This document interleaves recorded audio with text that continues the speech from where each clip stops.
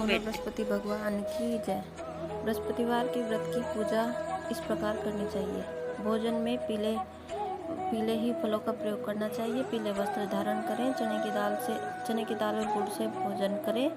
नमक नहीं खाएं, जिससे बृहस्पति भगवान प्रसन्न होते हैं। स्त्रियों के लिए व्रत अति फलदायक है। इस व्रत में केले का पूजन होता है। बृहस्पतिवार की कथा। किसी गांव में एक साहूकार था, जिसके घर में अन्न, वस्त्र, धन किसी की कोई कमी नहीं थी, परंतु उसकी स्त्री बहुत ही कृपण थी। किसी भिक्षार्थी को कुछ नहीं देती, सारे दिन घर के कामकाज में लगी रहती। इस समय वह एक साधु महात्मा बृहस्पति के दिन उसके द्वार पर आए और भिक्षा की याचना की। स्त्री उसी समय घर के आंगन को लीप रही थी। इसी कारण साधु महाराज से कहने लगी, महाराज, इस समय तो मैं घर लीप रही हूँ, आप कुछ देर बाद आ सकते हैं, फिर किसी अवकाश के समय आना।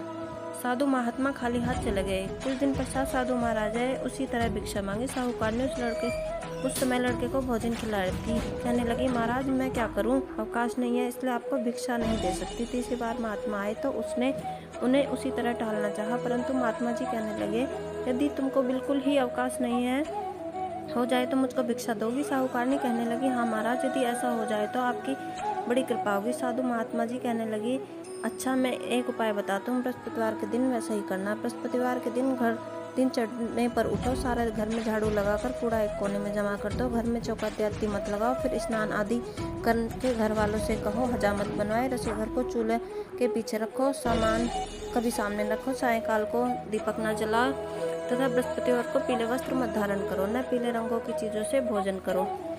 यदि ऐसा करोगे तुम्हारे घर में कोई काम नहीं करना पड़ेगा। साहूकारनी ने ऐसे किया। बृहस्पतिवार को दिन चढ़े, झाड़ू लगा कूड़ा को जमा करने लगी। पुरुषों को हजामत बनवाई, भोजन बनाकर चूल्हे के पीछे रखा।